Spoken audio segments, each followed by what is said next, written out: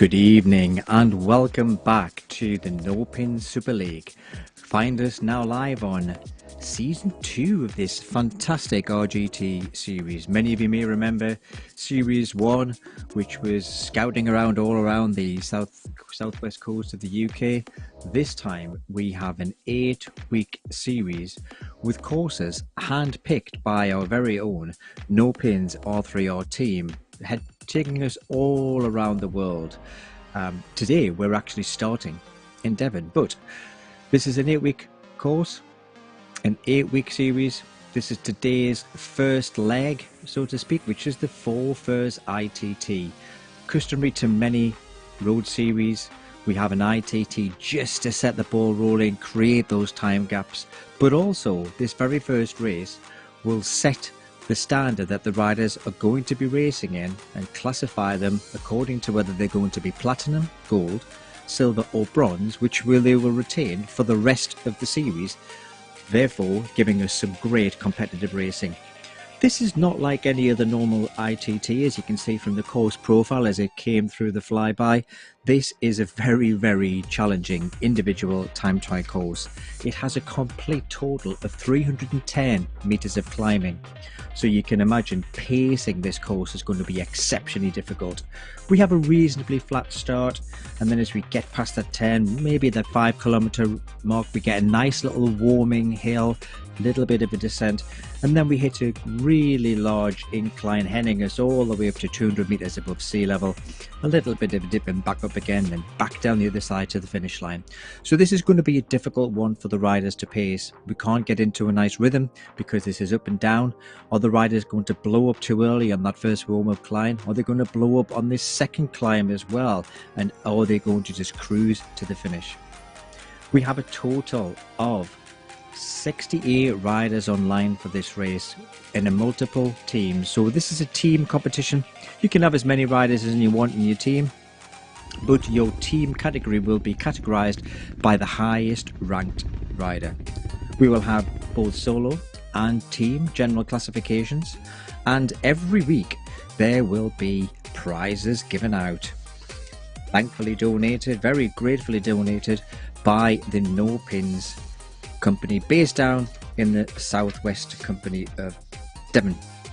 So this course this week is the 4 Furs ITT.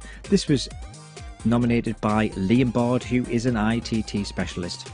Again, we're starting off in Devon, starting at the home of the Exeter Chiefs actually, which isn't too far from the start of this course.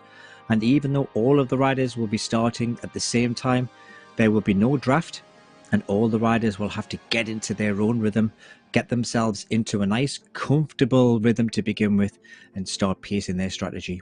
Jan Vanna, Nopinz R3R, setting the early pace, wanting to get off in front. As you can see, they're all bulleted off the start in the red, so he can guide. These guys are trying to get up to speed, trying to maximize the speed on this flat section of the course before they start rising up, getting higher and higher up to that 200 meters elevation on this course. So this is a relatively easy start. What would be really interesting to see is the excitement's now buzzing, the adrenaline's flowing. First ride of the series, there's a lot of riders here who will want to put the hammer down and make their case known to be there ready for the championship. Who will be able to be at the top of this leaderboard come the end of this first race to see how we are doing. Headed on there, taking an early bit of a lead in this, so we've got to ignore the positions on the road. All these riders have no draft switch on, they are racing their own race. But one of the things that I will say, unlike a normal time ITT in some of the competitions, all the riders are starting together, so you don't have your minute or 2 minute man to be able to guess. You've actually got real riders on the road. Now this can actually go in your favor, where you've got a wheel to follow and a wheel to try and chase, but it can also go against you if you're trying to catch and hold the wheel of a rider who's much stronger than you. So a lot of these riders will know each other. We're seeing some very familiar names from the first series. Rasmus Felbel is in there today. As we can see, Klaus Vanna, who is one of the Vinga brothers, the brother of Jan Vanna, who was racing with us last series. Zach Kahn is in there. Stuck Gleason's in there. Henrik Mard, John Beams, Klaus Behring and Hellstrom, all familiar names from the first series, as well as a number of additional racers. We will see this field start to split up as these riders get into their own rhythm, but it'll be really interesting to see how these probably top 10 riders in each category, how they pace themselves. Will they be looking around, looking at the names on the board, looking at these red figures that some of the guys are putting in already? And we've only really gone just a stone's throw from the start. You could probably still see the Exeter Chiefs Stadium from where Klaus is ticking along there nicely with Scott Gleeson. If you know that you've got a rider who you've got a very similar to power, very similar ability, this can actually go in your favour. You can work together almost, even though there is no draft, to be able to pace your strategy nicely. So as I was saying, this is not a very simple ITT. This pacing is going to be exceptionally difficult to get right. And if we look on that top left hand corner of the screen of the RGT interface, we can see the metrics that these riders are putting out. Klaus is currently putting out 400 watts with a cadence of 85, so he's got into a nice comfortable rhythm there, heart rate up to 177, so he's already been warmed up, got his heart rate into the level that he wants to get into, and he's trying to tick away on that power, staying in that coloured bar as you can see beneath the names. So beneath the names there you can see there's a coloured bar that indicates how hard the rider is working. Getting up into the red, as we can see some of those headed arms up in the red there, that's just pain. And it's unusual for riders to get into red and stay in the red at this point. You can't stay in the red for that long. You're there for 30 seconds, 1 minute maximum before you start to really feel it in the legs, and that really starts to fatigue you. These riders will be trying to stick somewhere in the yellow, which is around about their threshold level for this race, but that's going to be difficult to do when they start climbing it around about the 7 kilometer mark. We can see from that top left hand box as well, we can see the power profile. So that little spiky graph that you can see just going along the screen gives you an idea of their power output. Now ideally in a tight ITT and a flat TT, we'd actually expect to see this relatively flat graph. And I've got one of my colleagues, Matt Lucker, who is one of the Nopinz rider, who is a very strong rider, to be able to tell me a little bit more about the ITT format and how he likes to perform and how he likes to pace his race. Matt, are you there? Hi, Moti. I've been hiding in the background, so hopefully you can hear me now. I can hear you fine. Great to have you with us. Yes, thank you very much. Yes, I can offer you my best as I can how I don't do these ITTs, but I would definitely be saying these boys would be putting me in the hurt lock on these things for sure. It's a test for yourself. Everyone goes off together, but you don't want to be paying too much attention to everyone around you. You know, you've got to know what you can do over this sort of distance and stick to that. Seeing all these riders against you, it's tough because you're going to want to not let that wheel go, but at the same time not make yourself go that little bit harder than you usually would, as we see Doug giving us a nice little wave, because that red's going to hurt, especially as we're hitting over halfway and the other one about 2/3. If you're behind someone who may be a better climber, you may be tempted to go that little bit deeper than you might want to, and you might see yourself struggle on that last third. So ITT is always a difficult thing if you're not used to them, and I'd say I'm quite happy to say that I'm not. So it'd be very interesting to see with these guys who've gone off in the first 10 very quickly, are we going to see them stay there? Have they taken it very much like a race and they might kind of blow at the end, and we might see some guys who have paced it perfectly to come through.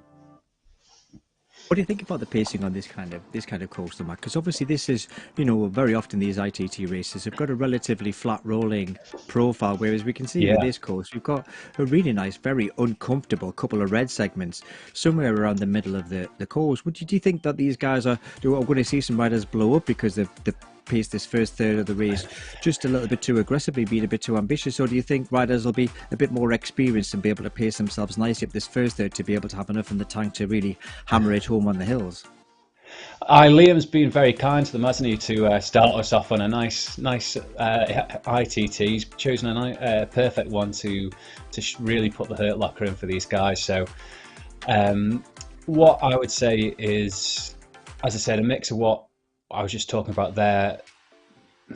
I think some people are going to go off too heavy, purely because of the nature of doing this mass start, which, you know, normally you would stagger your start, so you kind of you're in your own world. Then it doesn't really matter who's about because you know what you can do. So you're just going to try and catch if you're outside your minute marker, or in this, however you would set it up.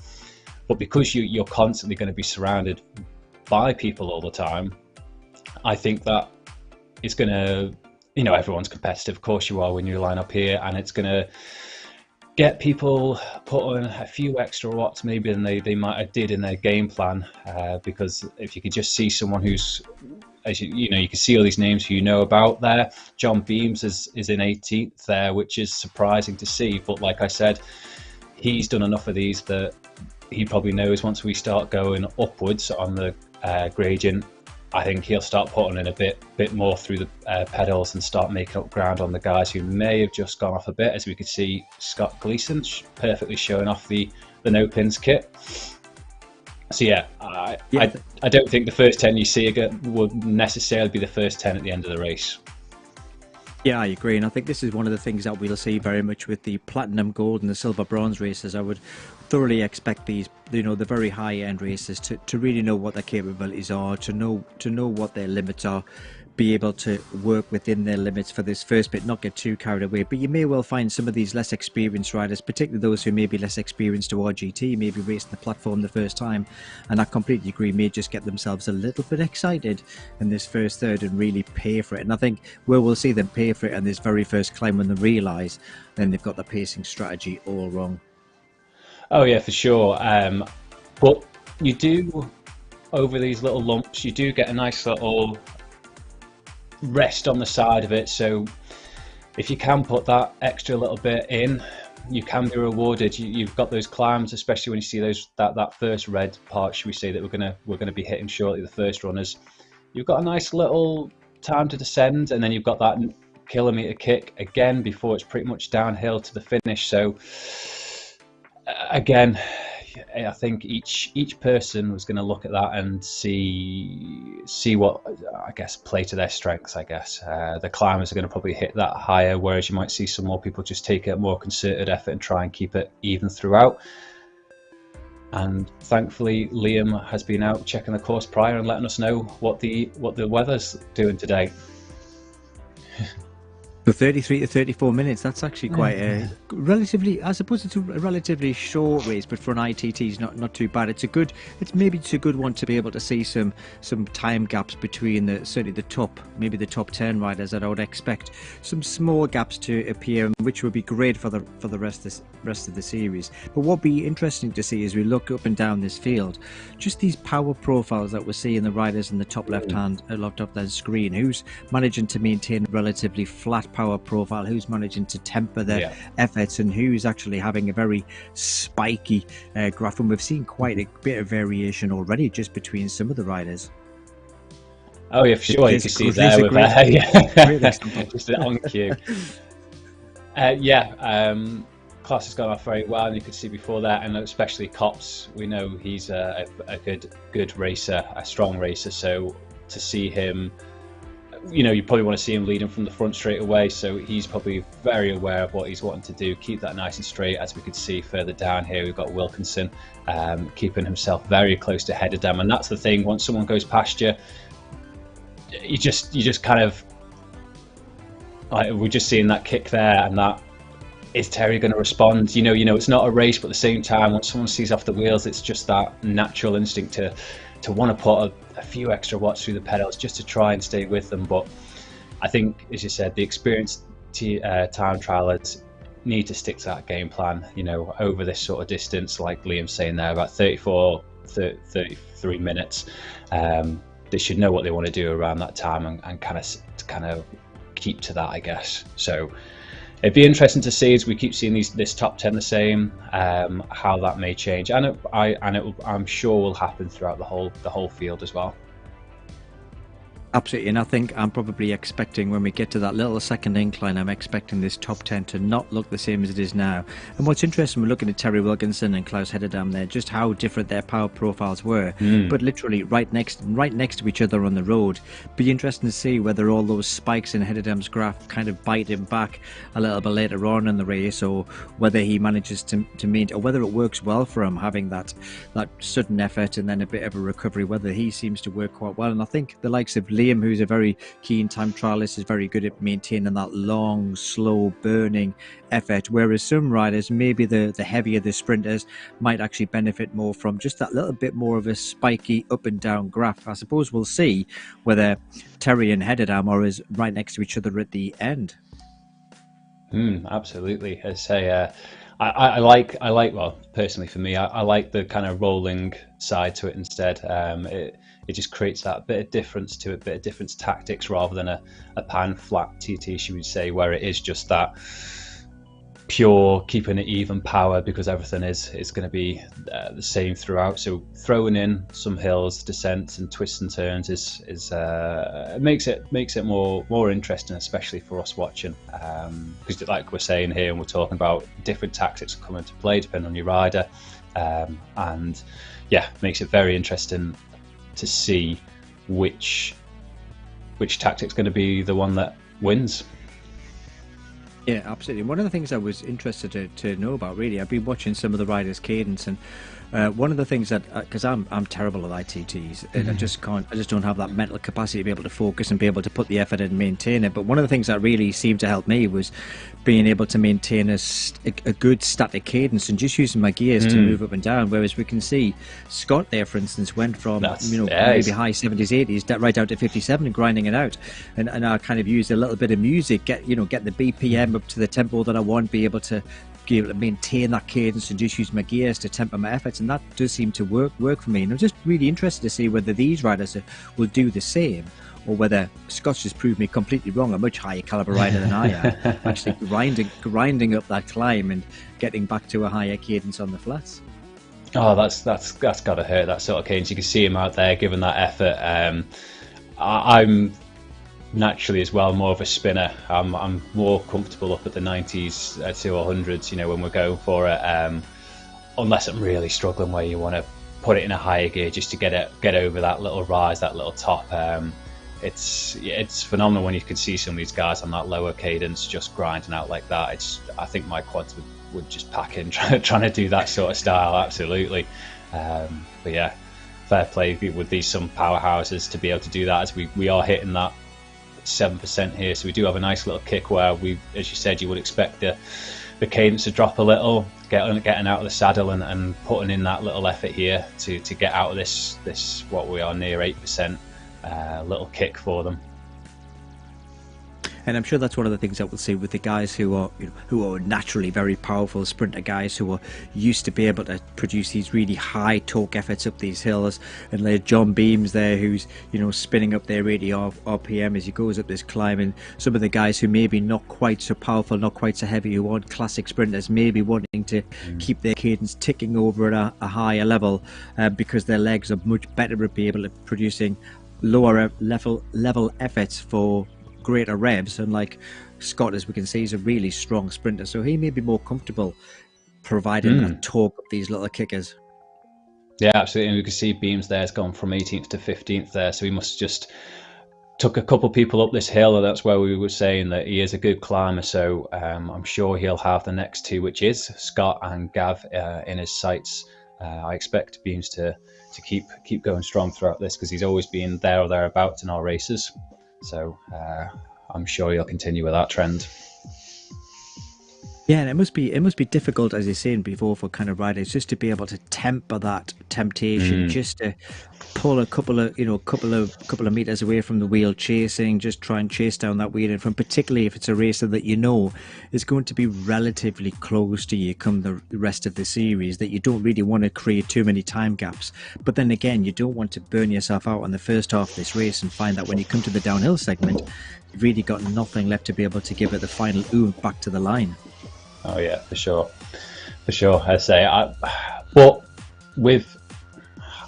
I think it's all different tactics, because with those climbers or the people who are even both sides, I guess, because if you're someone who may be a bit heavier, you want to get that up there as fast as possible because you're going to benefit on the way down.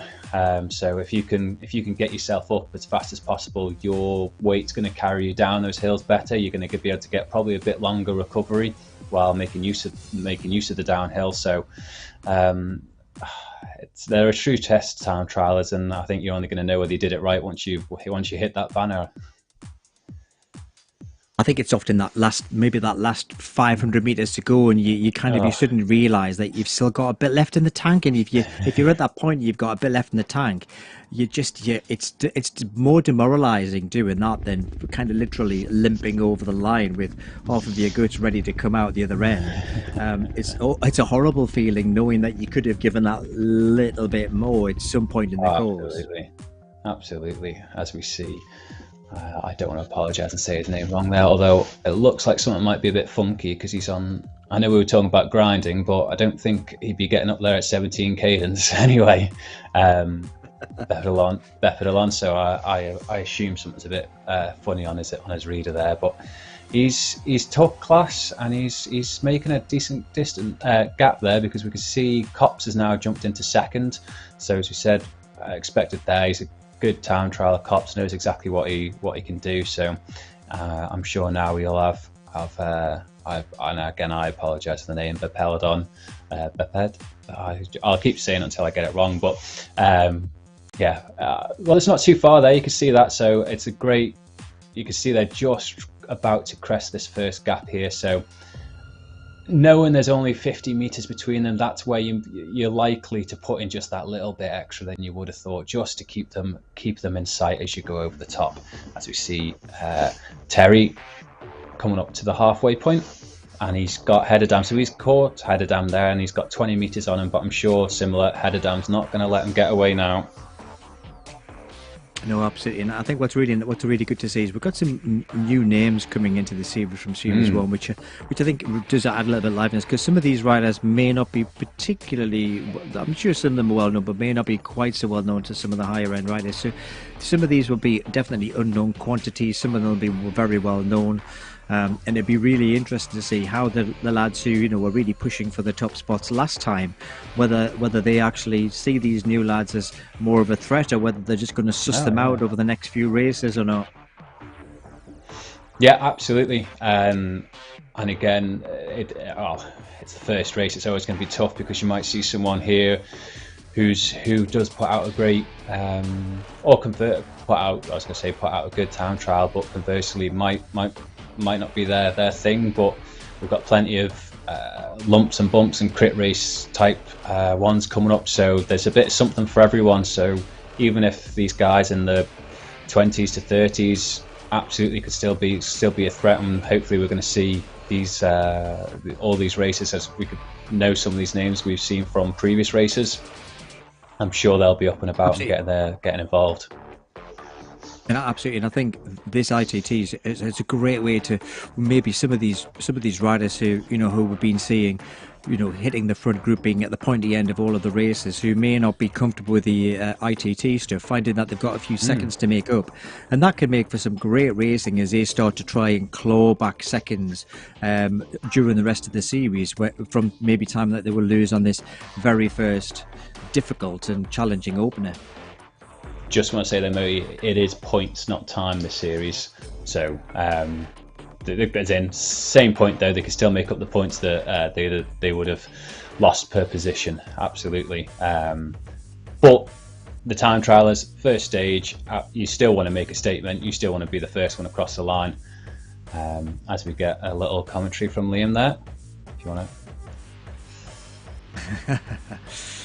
Oh, Liam knows these roads very well. This is obviously one of Liam's favourite courses, and thank you for the clarification on the points as well. And even so, that position still will probably count, obviously, to where they are. And points definitely do make prizes in this, and we've got some great prizes to give away. Matt, could you tell us anything more about what Nopinz are giving away into this series this time? Oh, absolutely. So for the winners on both the gold, platinum, and the silver, bronze, they will be getting a custom-made Sub-Zero jersey.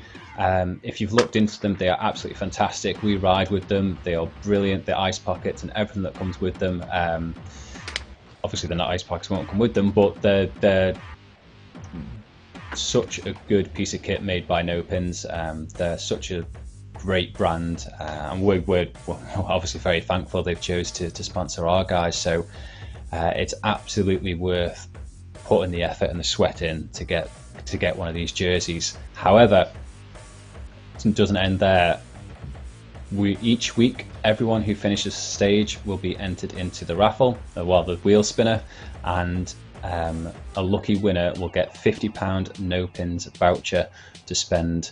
So it doesn't matter whether you're up competing for first or just getting involved in the stages, and that's what we absolutely want to encourage, is everyone getting involved and participating in this, because everyone who finishes that line throughout the 3 time zones has a chance at a £50 voucher, and that's going to happen each week.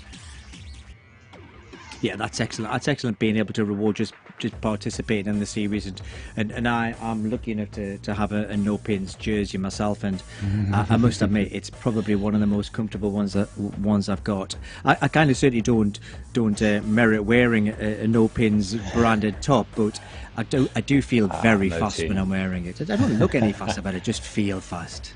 Absolutely, hey, because as long as you look good doing it, it doesn't really matter, does it? Hey. Oh, absolutely. Style over substance every time, Matt. It's always definitely my mantra. I don't care how fast I am, as long as I look good going slow. Absolutely. That's good for me.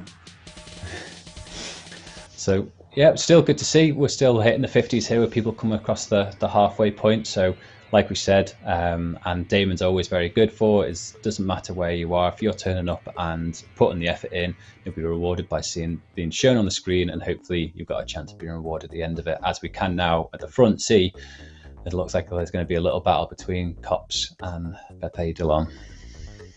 It'd be interesting, wouldn't it, to see whether these guys actually just look at that power graph there. But I agree, Pepe Delon. So it's absolutely pan flat. There's hardly any variance at all in his power output. He's either exceptionally good at tempering his power, which does seem to be remarkably flat in comparison to some of the other riders. So he's obviously got this absolutely bang on. It'll be interesting to see whether these two decide to battle it against each other, or whether they actually have got their pacing strategy bang on. So they're now on this nice downhill section. So this is really, they're on the home straight, these two guys.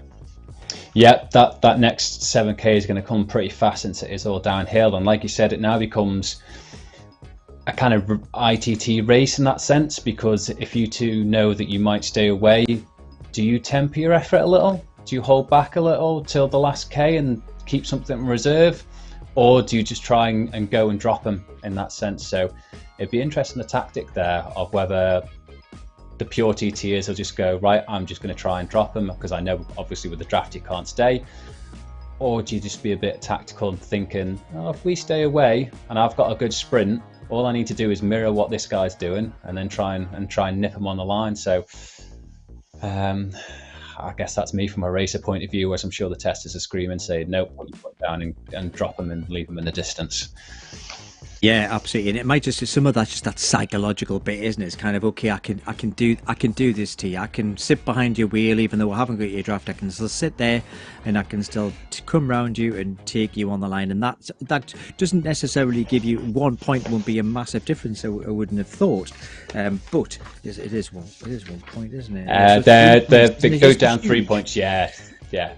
Yeah, no, it's absolutely not huge in the grand scheme of things. Yeah, that's it. And you know, again, you want that statement win to be the first winner of the first stage, to put your marker out and be the man with a target on his back for the stages, I'm sure. So interesting there. Obviously, we two different styles there. So Pepe Delon was actually going into freewheel mode there down that bit of a decline, whereas Cops definitely was keeping his power on the pedals a wee bit and just keeping the legs spinning. Do you think that's very much an individual thing? Do you think that kind of comes down to fatigue? Do you think that's, just personal preference? What do you think? To keep it safe and easy, I'm going to say it's a mixture of all of them, Moti. Yeah, it's going to be completely how you feel at that. Going to be completely how you feel at that point, I'm sure. These guys have just had some good, hard, short efforts there to get over the top of them. They're going to be feeling it. I'm sure Beppe Dillon is wanting to rest where he can here, whether he's thinking, okay, I can let Kops out 50 meters because once we hit maybe a bit more flatter, I'm recovering here, and then I'll up the pace and try and get him in the last 5k. Or maybe again, he may have just done too much, and Kops is now putting the power down and showing that he's still got more left in the tank, because that 5k, with it being average of being downhills, it's going to come fast.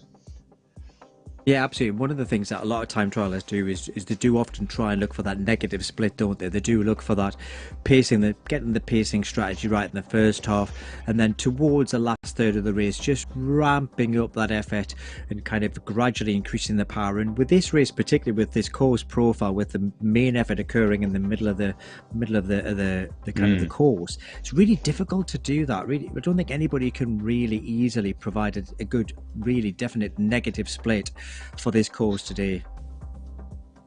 Oh, for sure, it's a tough one. As I said, Liam's been very kind to these guys to start the series off. So, but that's what you want. You want something that's going to split the pack, make it interesting, absolutely, for the viewers and us commentating, because it makes it all the more interesting. As we can see, there's behind them.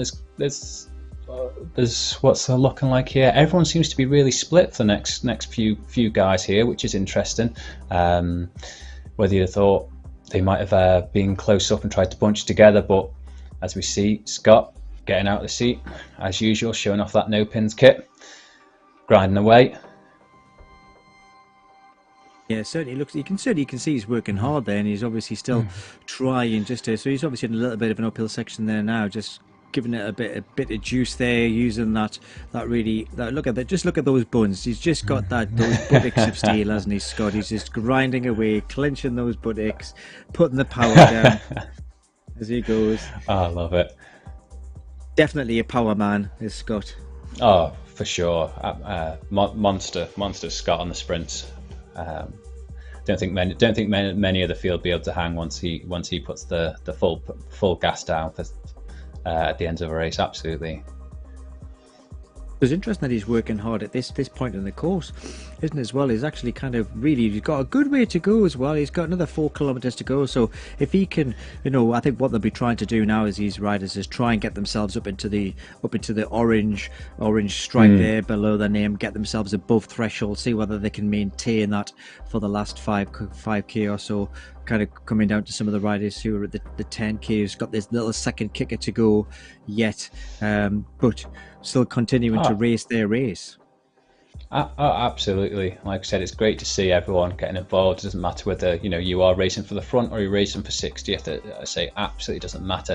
The guys are putting the effort in, and it's great to see them still going, because it's what it's all about, isn't it? Good participation, having a bit of fun while having healthy competition, should we say? Absolutely, and I think that's one of the things that certainly with racing on RGT is one of the things that I've definitely found racing on RGT is wherever you are in the field, there's always a race to be raced. Doesn't matter where you are. Sure. I do think it's a great platform for that. And just look at Hederdam's graph there. He's got more spikes than a porcupine and acid, that guy, in this race. I don't think he's had a single flat section in the entire race, has he? It'd be great to see his power profile for the whole race. Yeah, as you said, and that's like you said with those different stars, is you've got the left-hand side of Kops there, just Damon showing perfectly, who's just kept that absolutely flat. Whereas Hederdam's very much, he seems to just be doing that interval sort of side, is obviously not able to keep that sustained, but is trying to just do those little micro recoveries and pushing, and when he can. And as I say, two very different profiles, as Liam's telling us about. We've turned left, and I apologise, Liam, for not being able to read out your full statement there. But Damon knows what we're saying. So yeah, riders shouldn't be fooled by that slight decline, and should be all in for the finish on the super fast section. Which, as we said, with talking about 5k to go, we're now quickly at 1.5 less to go. So yeah, that does look like it's going to be over before we know it. So, Liam, thanks for those comments. It's really helpful. So, just obviously, you've raised this course many times. If you can, still there. Just really wanted to see what you think about the pacing strategy that these guys will have. This do you manage to kind of really put the hammer down in this downhill section? Can you see that? Can you see that home stretch as Cops actually comes kind of to that 1 kilometer to go? He's coming there, so can he get up into the red? Do you find that you can actually really put that hammer down in this last 5k, or do you find that those efforts and those 2 little bumps in the middle of the section really start to bite now? It'd be great to know from an actual racer who's done this course before how this feels for the lads. Yeah. And I would like to just point out from a shout out that it's great to see these Nopinz banners and signs all about. I'm sure you probably said it at the start as well, but even getting the 1k to go with the Sub-Zero is a nice little touch that RGT have done for us. So yeah, it's great to see the Nopinz banners all about. As I say, yeah, no, definitely would second that. 1k banner. RGT, so, yeah, RGT very responsive. Oh, absolutely, been great. And say that the whole community very good, all throughout the guys and the development side to all the organisers and everyone on all the races. It's a great platform, great community as a whole, really. So absolutely, which is why we're here and we're doing what we do, with Cops coming over with 150 minutes to go. It's going to be sub 34 minutes, so bang on judgment, Liam. 34 minutes, so Cops coming in pretty much bang between the two on 33 minutes and 15 seconds. We've managed to pull away Cops from Bepeladon.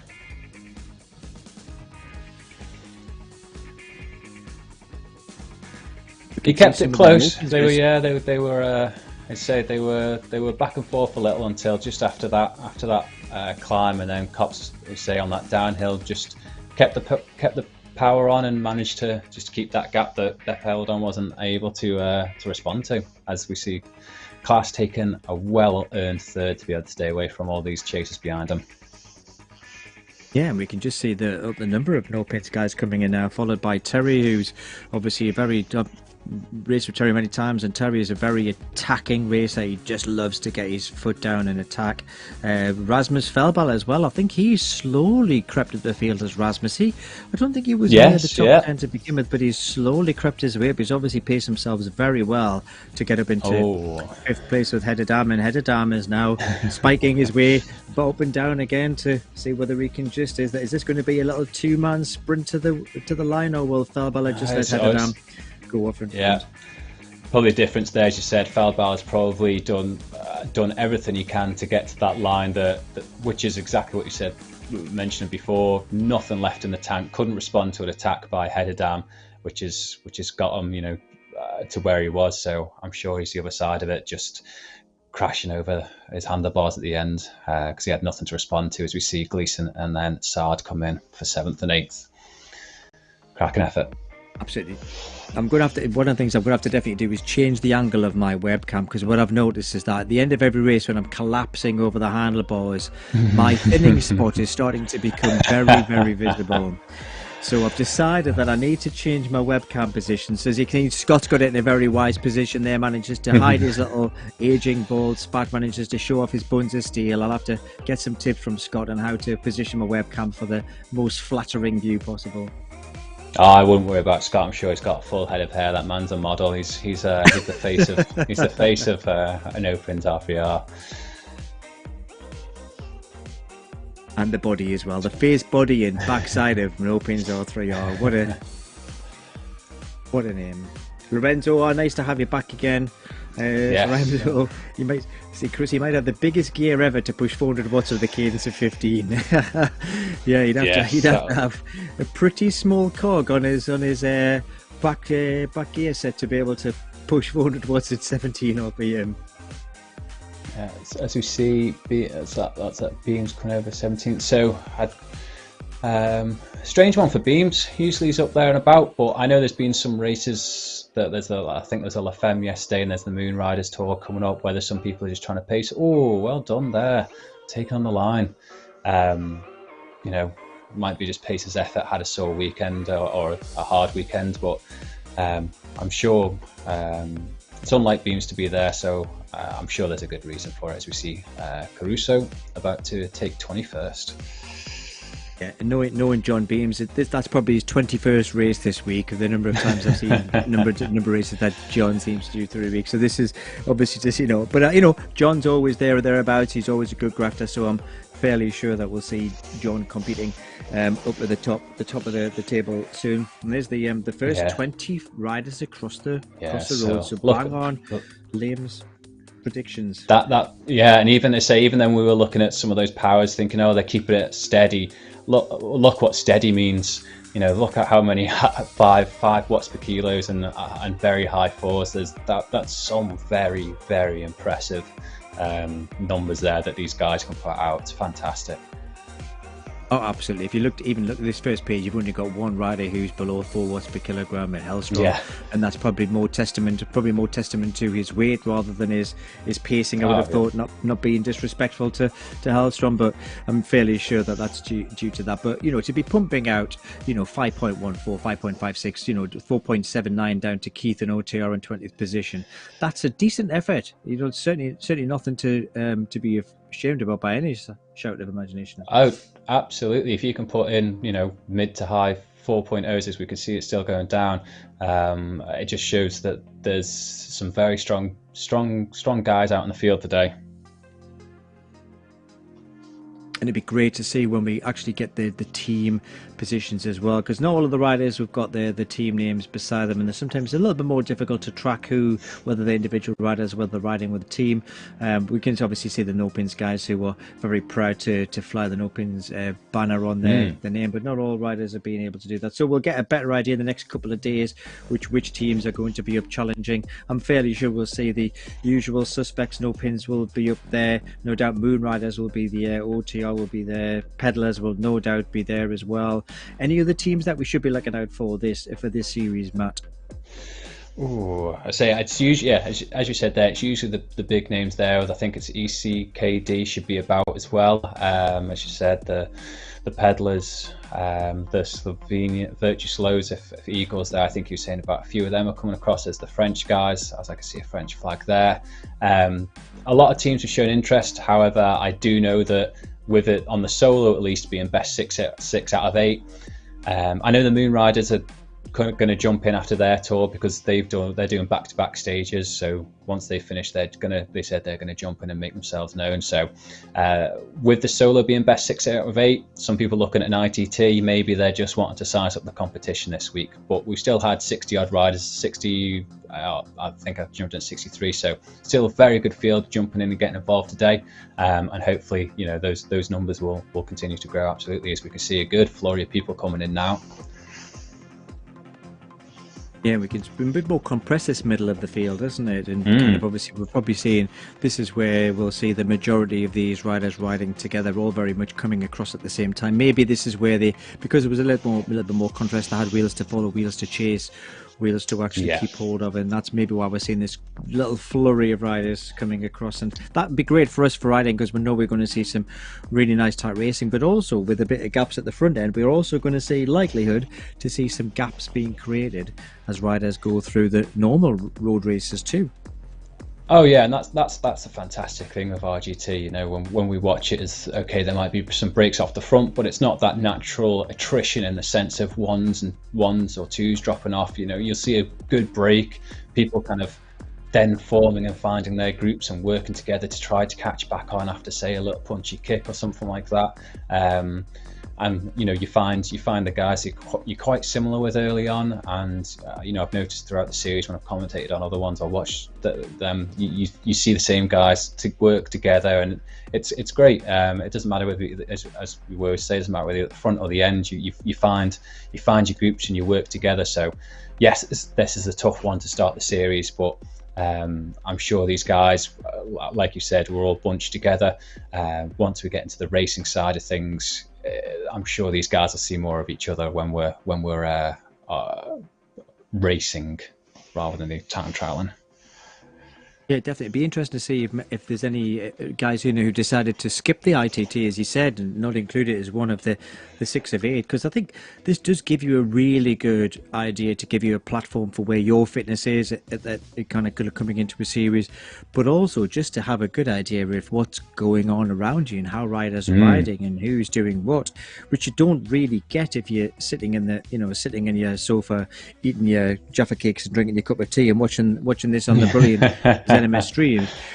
You don't really get a good feel for that. So it'd be interesting to see if anybody's dodged this race to put all of the focus, the attention into the road races, and maybe missed a trick there. Yeah, it's tough. As you said, some people might just not. There's no harm in doing it. It's your best 8, so why would you not want to get involved, knowing that it's a drop? You if worst cases you end up dropping the race. They are ranked. If I'm trying to think about all the reasons, some people might not, if they're not a stronger ITT, might think maybe I might miss it to protect my ranking score because I'm not that way inclined. And then jumping in the races, there's, which I'd like to see everyone jumping anyway, but those things do happen. But as you said, they're always a test. They're always a true test. The ITTs, you can't really hide from them. But some people might be targeting the other ones because we've got a lot of racing to go now, a few crits, and I think I don't want to put people off, but the last one's a nice hill climb finish to end the series. So I'm sure the climbers might be targeting that one to finish strongly on that one, picked by our own Stephen Brearley. But we've got a lot of racing before we get to there, so I won't get ahead of myself. No, there is a lot of racing to go, and I think what's one of the things that I certainly found from the last series from the Nopinz was just how exciting, how aggressive, how much action there was, even on the very, very flat courses. We did see fantastic racing at all parts of the peloton and all parts of the ride, and there was always something happening somewhere down the field. Oh, to get Hansen giving us a wave as he finishes. No, absolutely, and that's the great thing about RGT, as we keep saying, is that, and that's what I say great. It's what I had to learn quickly. Is a flat race does not mean an easy race at all. Like we say when we commentate, if you're on the front putting more watts than the guy behind you with a gap, that's going to increase. So it doesn't allow you to just naturally sit and, without making the obvious comparison, sit in the blob, getting that aided speed as much as you were. You need to come through and off. The guy on the front of your group has to be matching or beating it to make it to catch these guys. And they say that's where these races within races appear. Because it isn't just everyone rolled together. You're always going to see little gruppettos happen and fighting with each other, and it's absolutely great. And I say I can't wait to see the rest of the series. No, when I commented on the first series, it was fantastically exciting, and one of the things that certainly is very, very true to RGT is that the race rider dynamics are absolutely superb. They're absolutely bang on. The number of times I've raced on RGT many times myself, and it's opposite to some other platforms, you're sitting on a flat ride or sitting in a flat peloton, you still have to be on the pedal, you still have to be putting the pressure on. And the number of times I've been sitting in the peloton thinking, great, got a bit of a flat section now, we can just kind of sit in the draft, take it easy, and somebody decides to attack. The number of times I've went, oh come on, just when I need a little bit of blue zone just to get my heart rate down, just to recover, and some other bugger decides to attack off the front, and that's what makes it really exciting watching for us and the screen and commentating. But when you're sitting in that, at the very, very end of that draft, just hoping to get a bit of recovery, it's not nice at all. Oh, absolutely, yeah. You can't just expect to sit in and get a free ride, I'm sure. And with the caliber of riders we've already seen entering this race even today, I don't see many of them wanting to sit around and let people sit on to the finish. So looking forward to the next sort of races and seeing what fireworks happen as we see Martins come over in 59th. Absolutely, I think looking at some of the graphs that we've seen there today, some of the kind of attacks that we've seen there today, some of the efforts that we've seen there today, I'm fairly sure that we are going to see some really powerful riders making some great attacks, making some great moves throughout the whole of the series. Yeah, as we see Balfour giving everything he can there in the last 300 meters to take Bonito. Yeah, Benito, he looks like his tank's empty, doesn't it? He looks like he's actually spent himself out. Although saying that, he just you can see that sort of responding, seeing if you can. You can hear us. He wants to kind of see whether he can just tweak back that one position. This could be a sprint finish at the end. This could be the first one that we've seen on the ITT. Who's going to be able to hold on there? Who's got legs? He's not going to let him. Both going into the red. It's going to be very close. He's got him. Fantastic. Great effort there from Benito to take that over 60th, and that's it. Absolutely doesn't matter where you finish. Those guys, I'm sure, will have their hands over their handlebars, and a great effort there to really make the last 100 meters hurt. Absolutely, yeah, that's always nice. You got somebody in front of you. You're always going to have a sprint finish, whether it's for whether it's for 1 second, 1 point, one position. You're always going to do it. Absolutely. Battaglia looks like he's the kind of one of the last ones on the road. There's Palalililo, who's obviously kind of pacing himself in, currently in the blue zone there with about 3 kilometers to go. So whether it hasn't been the best day on the bike for him, or whether this is his level of riding and he's managing to put himself on no heart rate, so we can't really quite see what his effort level is like at the moment. But ticking along very low revs, 60 revs per minute, chilling out there in the blue-green zone. So Palalililo's got about how many he's got left to go? He's got a little while to go yet. 5 kilometers to go.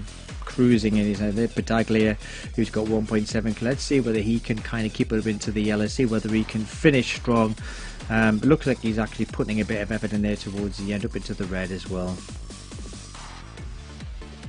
And as we head down the rest of the results, we can see positions 1 to 30 there. So we've got some fantastic, some really good efforts there by all the guys. And Liam Bard, who designed the course, bang on with his timings between 33 and 34 minutes. And that's exactly what we've seen there today.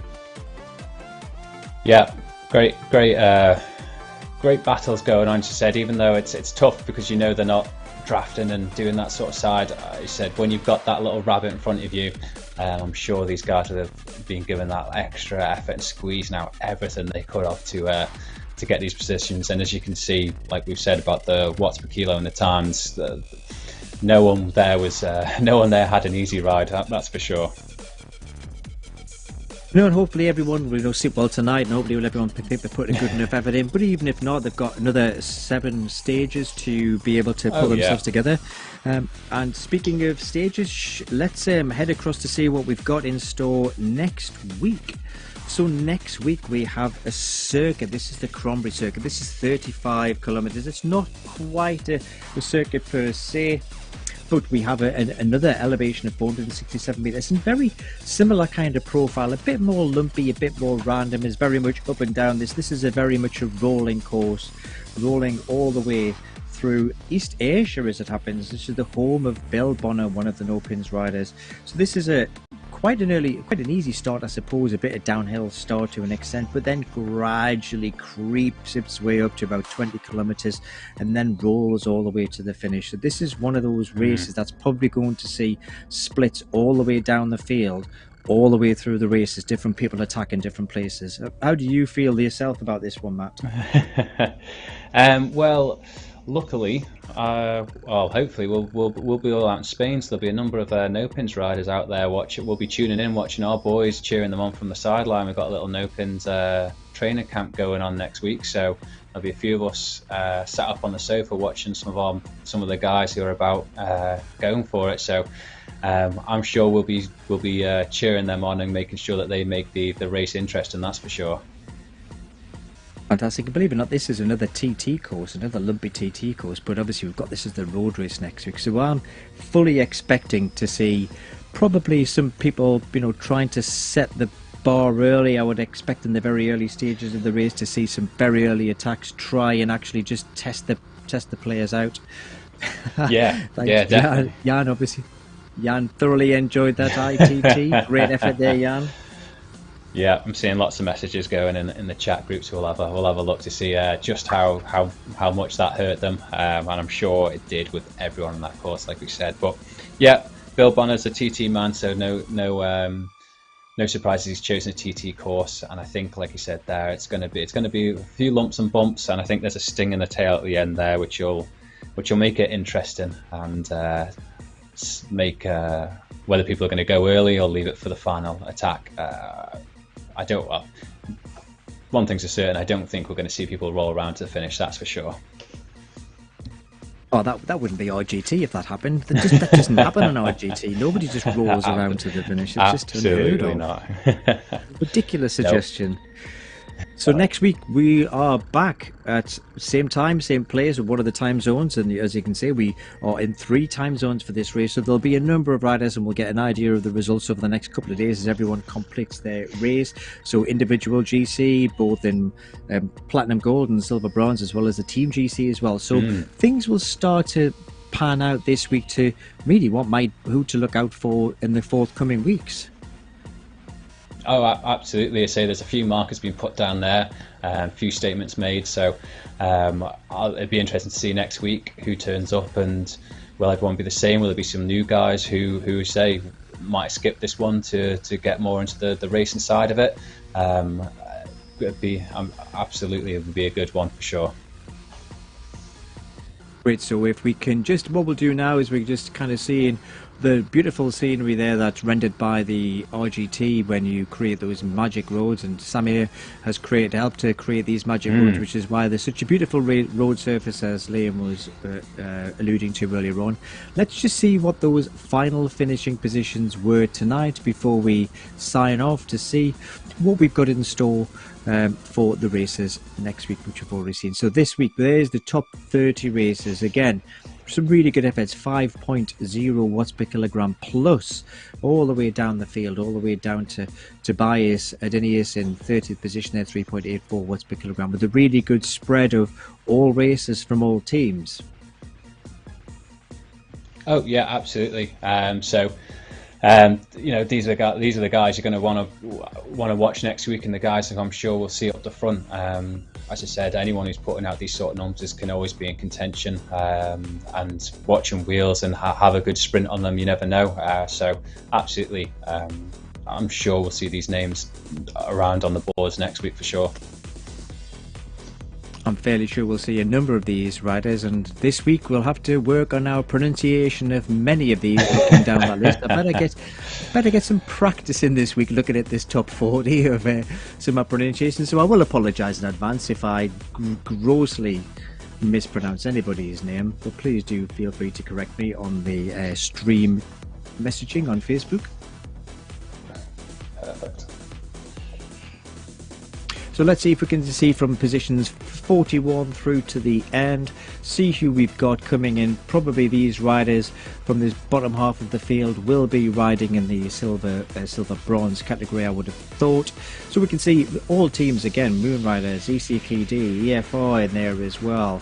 A number of riders that I recognise from the last series as well. So there's a really nice spread all the way down the field, and we'll be interested to see whether they have any female riders as well. Sometimes it's difficult to tell whether we've got any female riders in the series this time, so it'd be great to see if we have got some women competing too. Absolutely.